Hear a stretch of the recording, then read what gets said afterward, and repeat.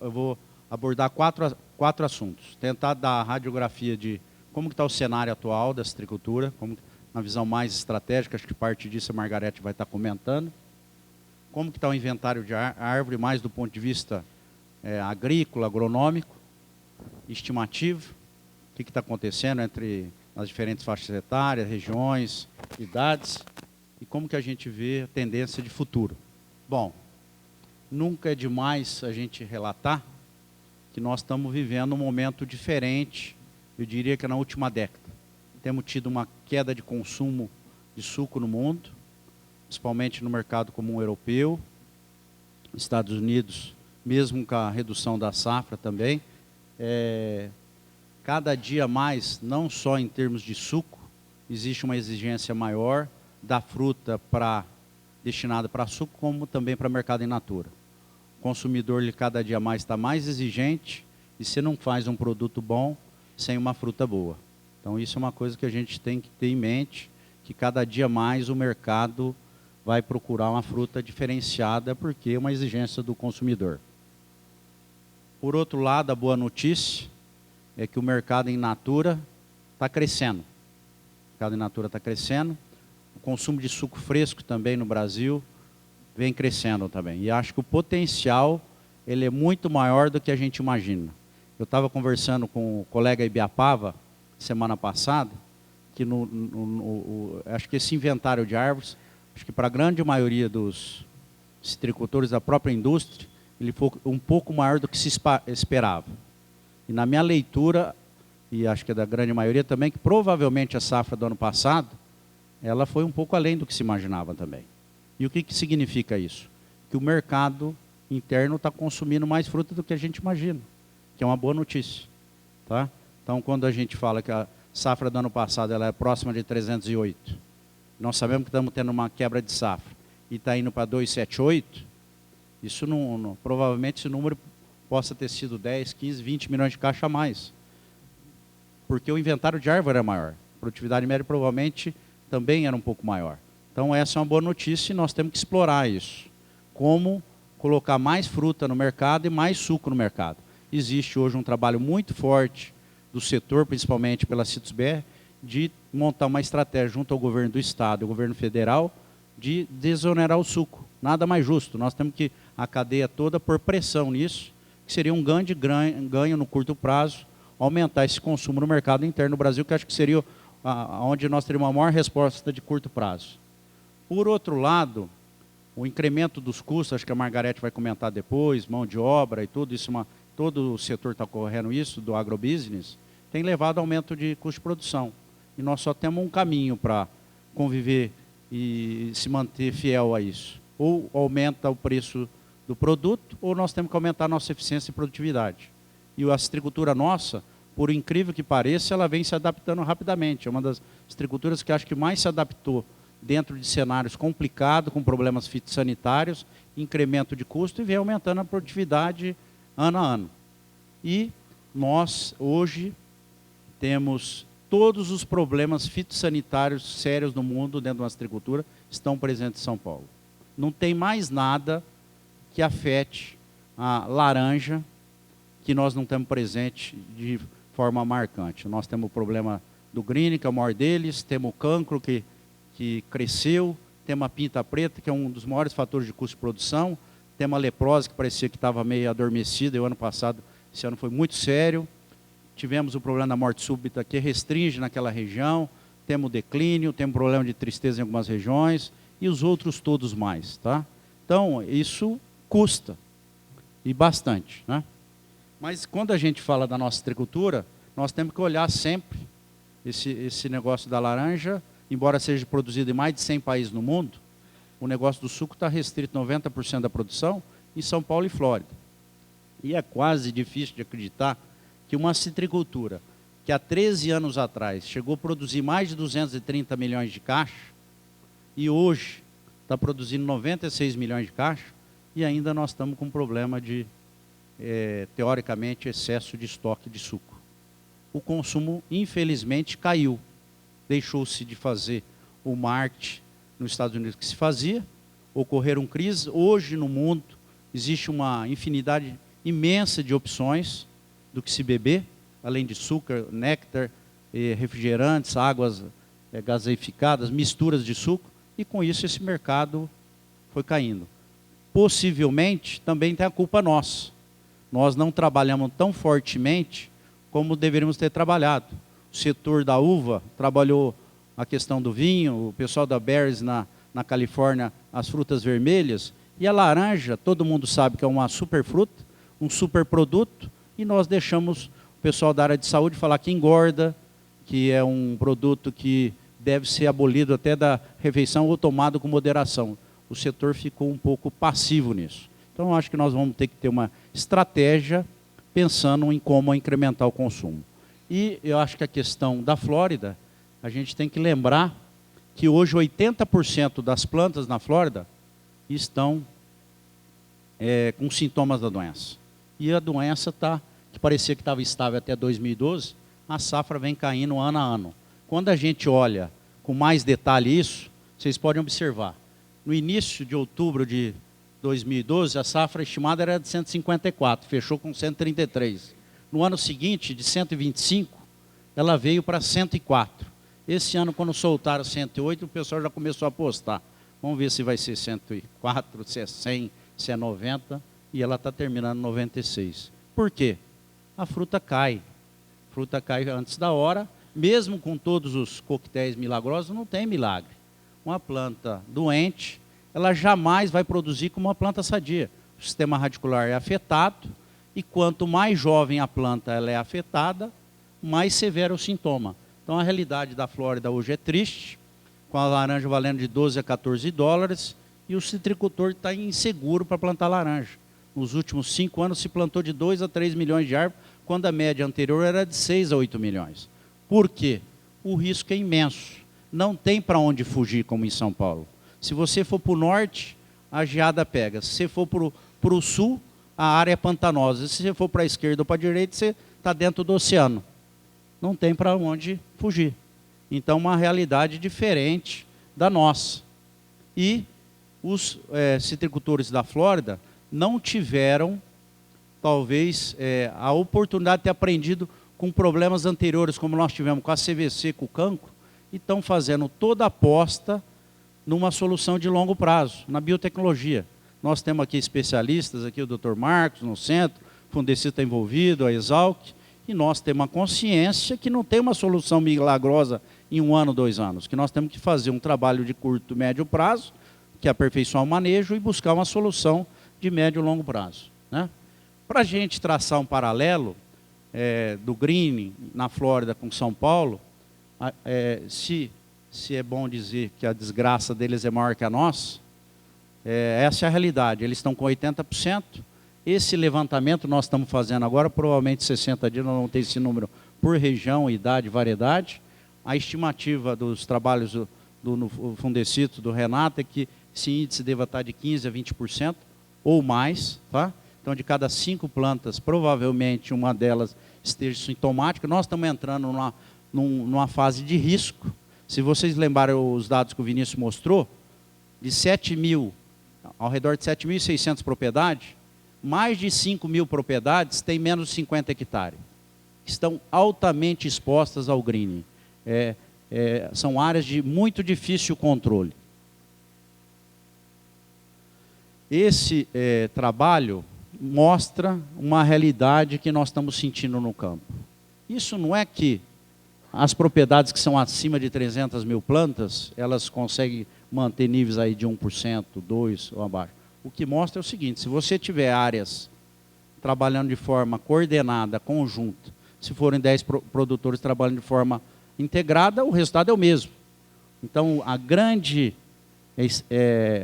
prioridade que nós temos em relação ao greening, que nós levamos junto ao secretário da Agricultura, nessa semana aqui, no Centro de Citricultura, o Marcos estava presente, vários outros colegas, é que nós temos que atuar fortemente, nós vamos ver depois, em cima dos pomares abandonados, e ter uma estratégia de manejo regional. Porque, senão, independente do preço, os pequenos e médios citricultores tendem a se desaparecer.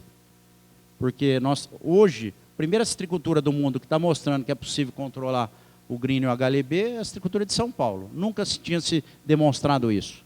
Mas, por outro lado, quando nós analisamos as propriedades abaixo de 100 mil árvores, a incidência só está crescendo. E aí que nós temos que ter uma estratégia de sobrevivência, uma estratégia de manejo. O que nós conseguimos fazer para a CVC, nós temos que conseguir fazer para o greening também, é possível. Bom, além do tripé que a gente fala, essa doença é mais fácil. Vocês vão ver o próximo levantamento que nós estamos fazendo, o de CVC está sendo feito. Eu tenho certeza absoluta que o nível de CVC, a incidência, a severidade está diminuindo. O tratamento que se faz hoje com o greening, praticamente, acabou com o problema de CVC no campo.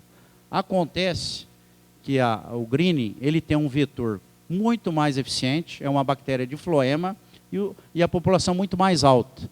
O que nós fazíamos para a CVC não é suficiente para o greening. Você tem que ter uma ação regional. Se você fizer o trabalho dentro da sua casa, mas não fizer ao redor, não é suficiente. Principalmente o pequeno e médio. Então, além da estratégia interna, o Renato fez uma apresentação essa semana só sobre isso, questão dos 10 mandamentos, nós vamos ter que atuar nos vizinhos, nós vamos ter que atuar mais fortemente na borda, nós vamos ter que ter uma estratégia coordenada. E o citricultor sozinho não pode fazer isso. Então, isso vai ter que ser um trabalho de Estado e um trabalho de Fundecitos. E as duas grandes metas que nós temos para contribuir nisso vai ser o alerta fitossanitário e a criação massal da Vespinha aí, da Marix, que o professor Parra está coordenando, para liberar nas áreas abandonadas, nas áreas que a gente não conseguia erradicar. Isso foi uma solicitação que nós fizemos para o pessoal da defesa, para o Paulo, que está aqui, que a gente respeita bastante tudo, para que a gente priorize esses 10 mil hectares de áreas abandonadas. Eu sei que não é simples, não é fácil, e nós vamos ter que pensar como atuar nisso. Então, no curto prazo, seria o manejo regional, essas zonas de alerta, que hoje nós estamos atuando em 5 áreas, estamos ampliando para 7 áreas, isso vai cobrir uma superfície de cerca de 40% do estado de São Paulo, mas nossa meta em 2 anos é cobrir o estado de São Paulo todo, 100%. Temos que pensar em estratégia de sustentabilidade, senão amanhã o nosso cliente vai dizer, essa fruta eu não quero, esse suco, por questão de resíduo, e temos que otimizar, reduzir custo. Aqueles 2, 3 mil litros de calda que a gente usava por hectare, nós vamos ter que tentar fazer com 500, senão nós não vamos conseguir sobreviver. Controle biológico, ele vai ser estratégico, por exemplo, a Tamarix nas áreas que não se tem o controle químico, e fungos entopatogênicos que nós estamos desenvolvendo em parceria com a Exalc e outras empresas, em momentos específicos de florada, em condições que você não possa pulverizar.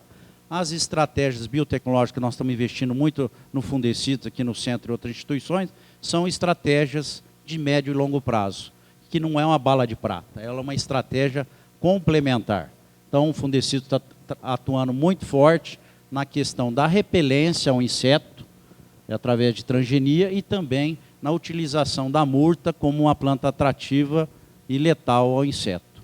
Isso está a nível de laboratório, inicial, e são estratégias de longo prazo. O que nós pedimos para o citricultor é utilizar a informação existente hoje. E a existente hoje qual é? Aperfeiçoar o manejo existente. É isso que nós temos em mãos. E o cancro? O cancro que estava adormecido, que foi uma doença que nós mantivemos sob controle durante mais de 50 anos, surgiu aqui em 57, o maior case de sucesso de parceria entre governo e setor privado foi esse do Estado de São Paulo.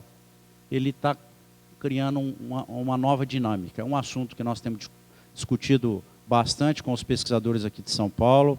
Tivemos recentemente uma reunião com o secretário, dizendo da nossa preocupação. Uma doença que nós conseguimos manter durante cerca de 10 anos, de 99 a 2009, em níveis de 0,1% a 0,2% dos talhões, os índices que a gente imagina que esteja em torno de 5% a 6%.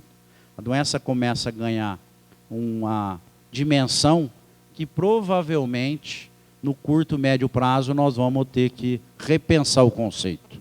Essa doença não é mais o bicho-papão que a gente imaginava de 20, 30 anos atrás, é uma doença quarentenária, tem implicações, principalmente para a fruta de mesa, mas nós vamos ter que, o setor todo, rediscutir essa ação e pensar como que nós vamos encarar essa doença dentro de uma nova abordagem.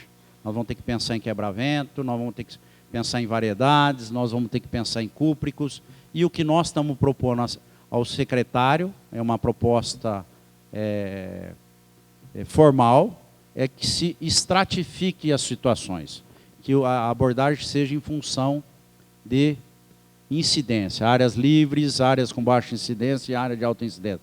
Hoje existe uma lei, ela tem que ser cumprida, mas esse assunto ele diz que vai estudar com o cuidado necessário. Está aqui o Paulo Brito, que é o representante de defesa, e a gente tem que ter ciência que o momento do cancro não é mais o de 5, 6 anos atrás. Infelizmente, por vários motivos, a doença ganhou uma nova dinâmica e nós temos que ter isso em mente. Essa aqui eu acho que tem que ser a grande visão que nós temos que ter de curto prazo, é como aumentar o consumo no mercado interno, do suco e da fruta fresca. Nós temos uma população de 200 milhões de habitantes, o consumo estimado é de 50 a 100 milhões, se a gente pensar no Brasil, é muito pouco para um país que gosta da fruta cítrica. Nós temos que baixar esse imposto, fazer marketing e fazer esse mercado crescer. Então, essa acho que tem que ser uma das metas do setor. Eu acho que não é só de Citrus BR, tem que ser da cadeia toda, para a gente colocar não só suco, mas fruta também.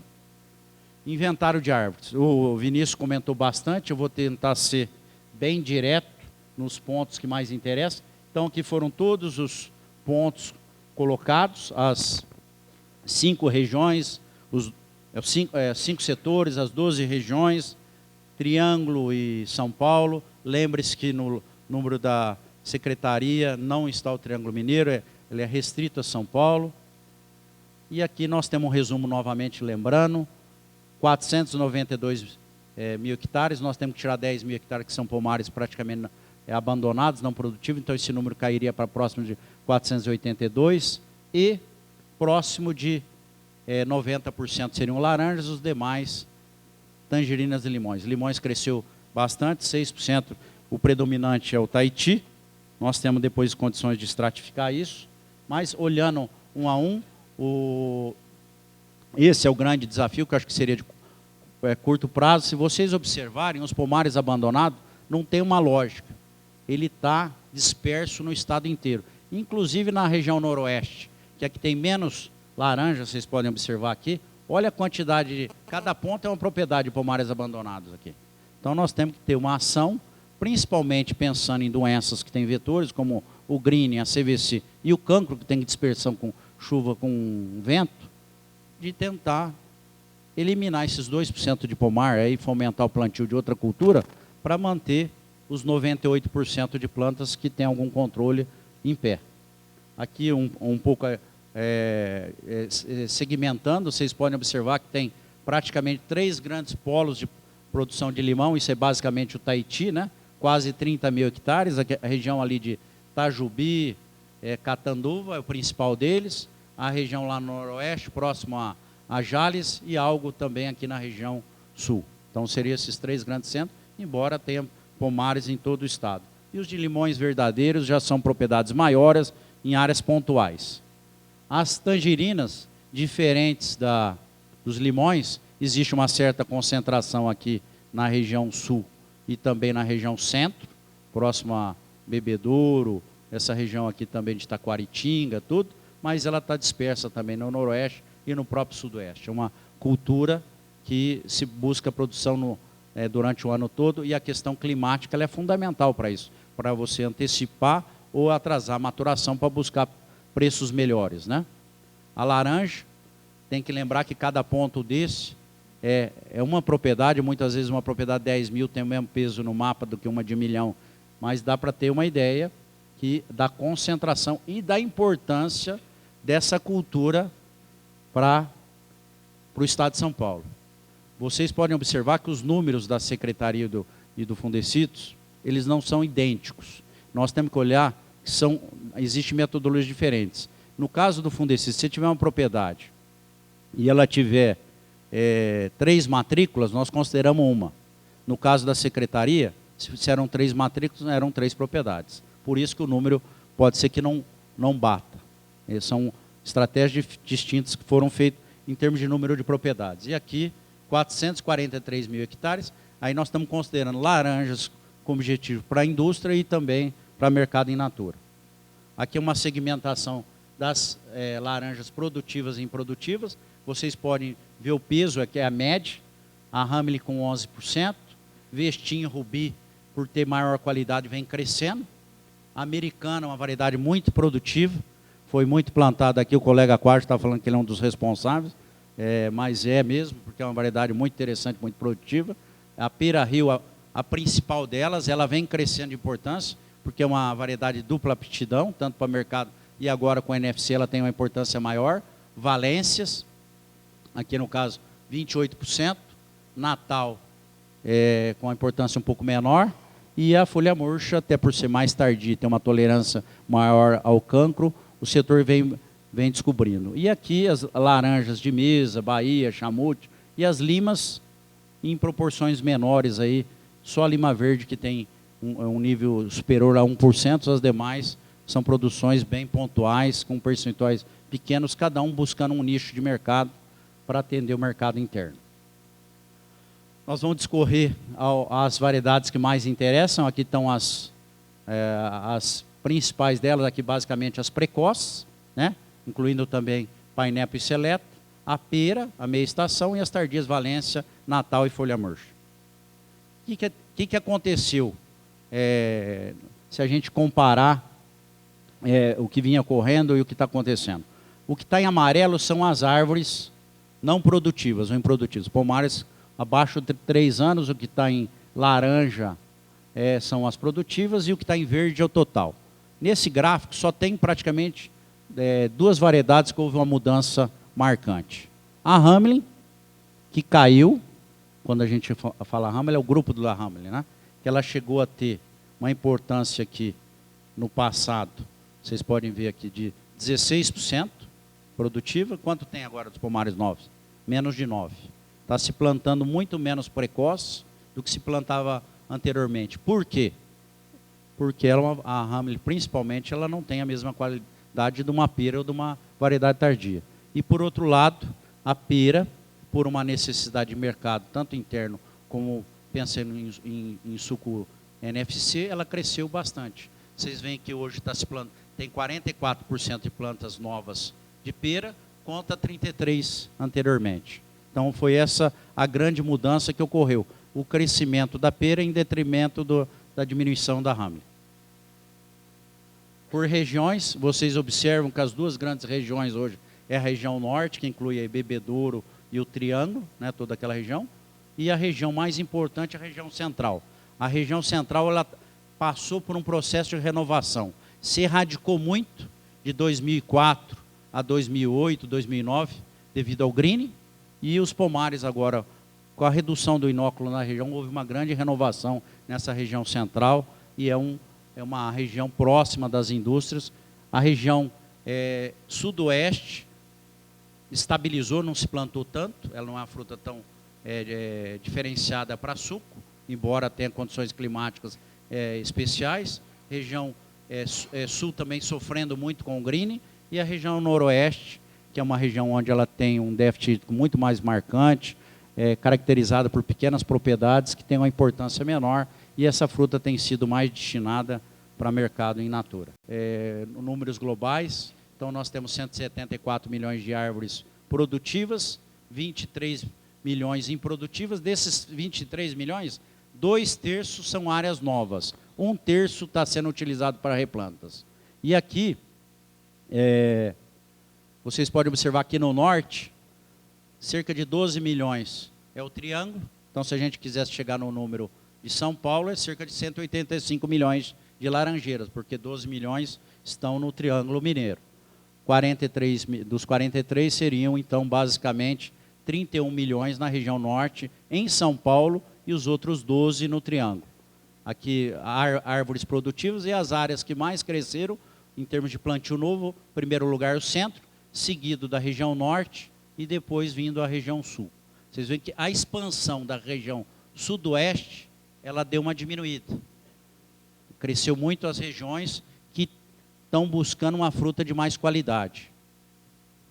E a região noroeste e sudoeste, as que menos plantaram laranja. Aqui é uma questão que acho que a gente tem que olhar com 2 aspectos, do ponto de vista socioeconômico e do ponto de vista fitossanitário. A grande maioria das propriedades, se vocês analisarem aqui, de 7.600 propriedades, arredondando a conta, 7.588, mais de 6.000 propriedades têm menos de 20 mil árvores. A grande maioria são pequenas propriedades. Pergunte para o Renato, que está aí, que vem estudando a parte epidemiológica, se não se fizer um trabalho integrado, o que vai acontecer com essas 6.000 propriedades, independente de ser laranja, limão ou tangerina? É praticamente impraticável. Se nós não fizermos uma ação coordenada de controle do vetor, independente de preço, que quer que seja, essa citricultura aqui, no médio e longo prazo, ela estará condenada. Então, nós temos que fazer um trabalho muito forte nisso e lembrar que quem mais emprega no Estado são as pequenas propriedades, que do ponto de vista social e econômico é a principal cultura empregadora ainda no Estado de São Paulo. As regiões, as propriedades grandes, elas acima de 200 mil árvores, são menos de 200 propriedades. Então, ela é uma citricultura que ela tem os dois extremos. Poucas propriedades com áreas grandes, mais destinado para a indústria, e aqui uma citricultura muito grande de pequenos produtores, que provavelmente hoje o principal foco é o mercado interno. Aqui, em termos de número de propriedades, nesse caso aqui, por tamanho, né? Vocês podem ver aqui, está por hectare, lá era por tamanho de plantas, né? A história se repete. Abaixo de 50 hectares, mais de 6 mil propriedades. E acima de 500 hectares, cerca aí de 160, 170 propriedades. Então, são situações muito distintas do ponto de vista fitossanitário, eu diria, principalmente. Essa tabela, ela ilustra bem isso. Vocês podem observar aqui que a área de laranja, que tem aqui entre 500, acima de 500 hectares, elas representam mais de 60% da área, 61% da área. Então, vamos dizer, as propriedades que têm acima de 500 hectares, elas representam mais de 60% da área.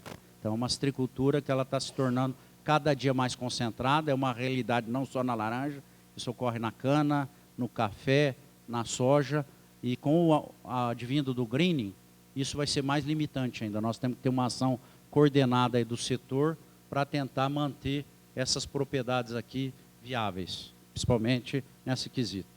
Um outro ponto, que acho que em grande parte tem 2 ou 3 explicações para isso. A principal delas é que a vida útil do pomar está diminuindo, com os problemas fitossanitários, com o greening. A segunda explicação é a busca de produtividade, é que houve uma mudança muito marcante. Vocês podem observar que entre a década de 80 e nessas 2 décadas aqui, a densidade ela não oscilou muito, ela ficou entre 330, 360, até 2002. Aí surgiu morte súbita, chegou o greening aqui em 2004, aí começou a mudar totalmente. O citricultor sentiu que ele estava perdendo planta, que tinha que replantar, e esse número, essa densidade mudou de 330, 350, hoje ela está na faixa nos pomares novos, é na média de 631, nos últimos 2 anos.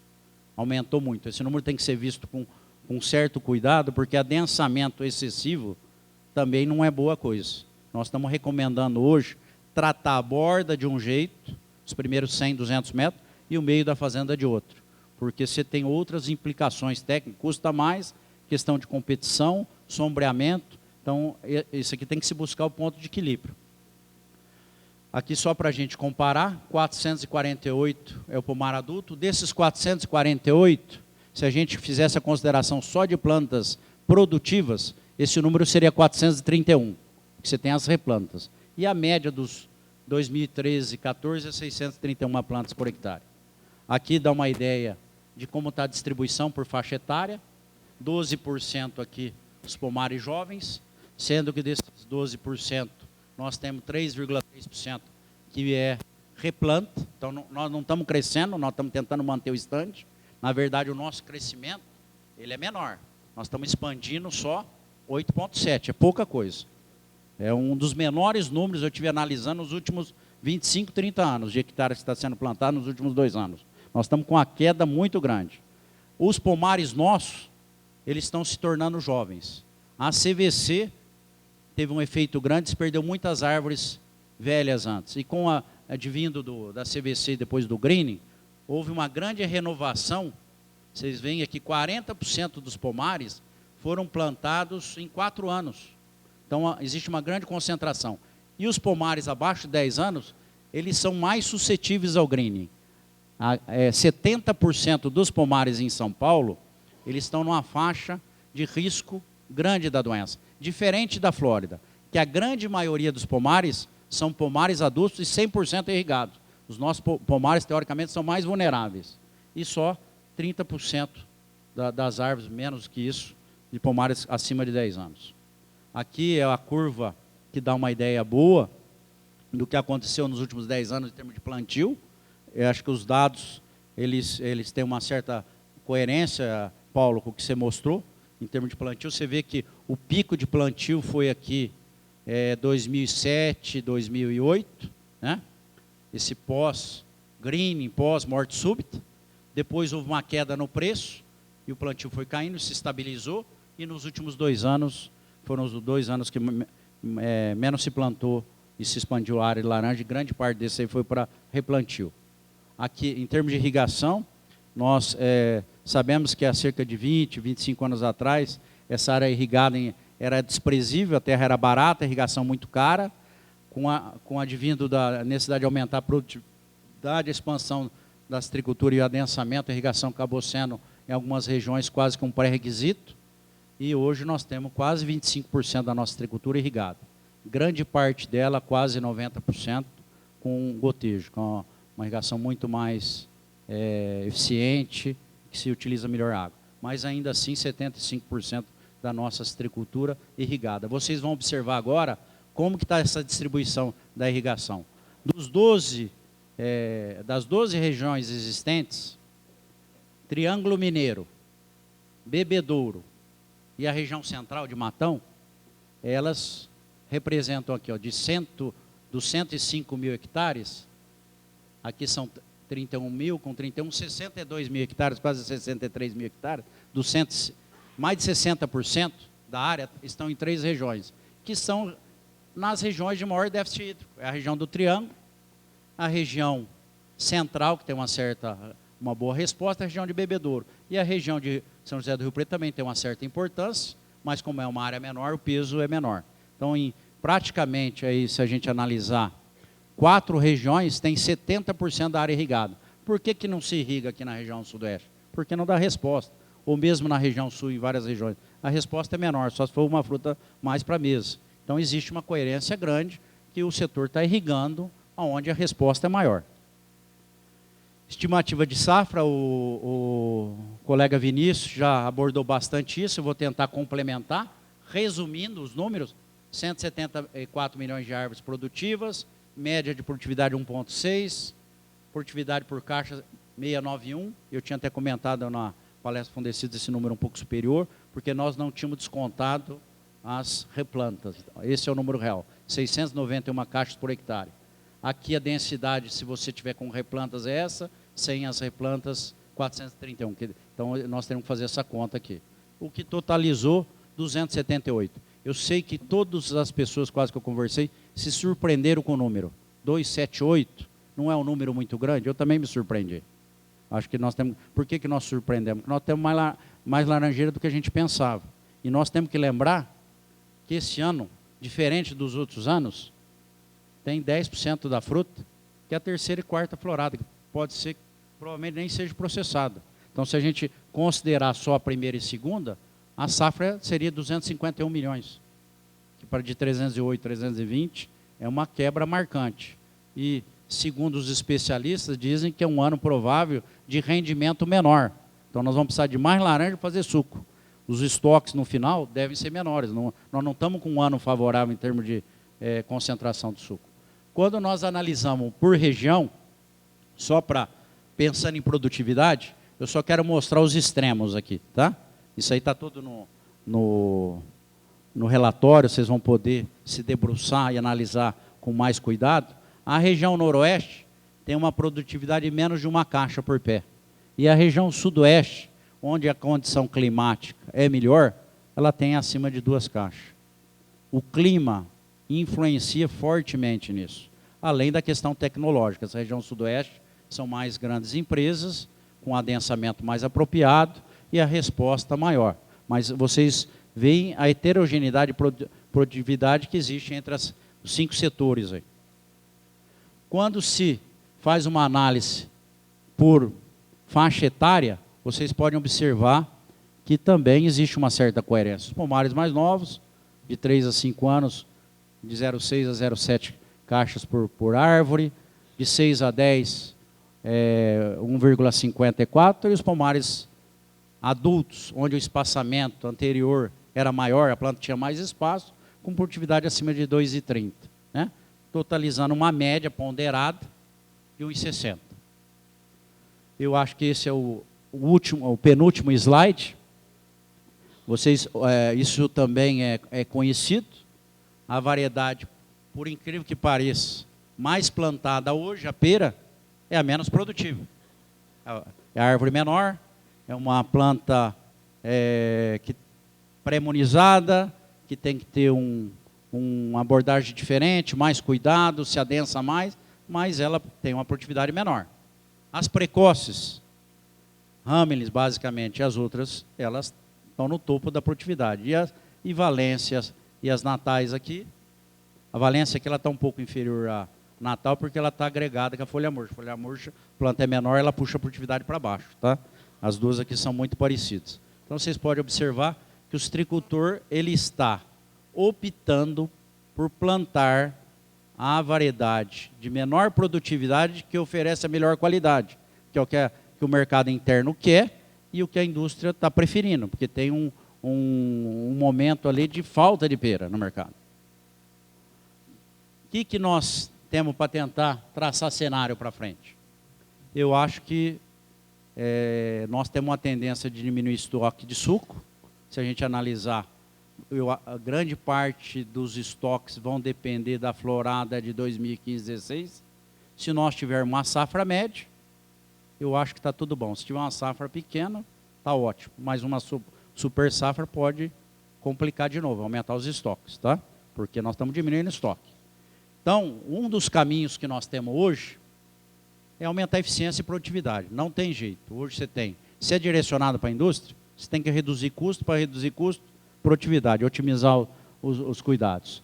A questão fitossanitária, greening, pinta preta e cancro, ela é fundamental. Se você errar a mão aí, você compromete a vida do pomar, o ano agrícola, e isso daí. E nós vamos começar a ter uma pressão que nós temos observado ano a ano maior, que é a questão de resíduo, a questão de resistência. Eu tive, há 2 anos atrás, lá em Tucumã, eu perguntei para o pessoal do limão, o que vocês utilizam aqui? O que a Coca-Cola e a Pepsi deixam. Não é o que está na lista PIC nossa, porque é o que o consumidor permite. Então, isso aqui vai ser um problema sério que nós vamos enfrentar, né?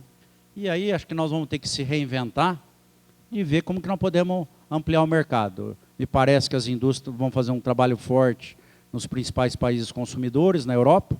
O Ibiapava, acho que comentou sobre isso, um trabalho forte que tem nesse sentido. E eu acho que nós temos uma outra opção de curto prazo, trabalhar o mercado interno, que esse é o que nós teríamos a maior chance de crescimento no curto prazo. Muito rapidamente, acho que são essas considerações. Obrigado para todos aí.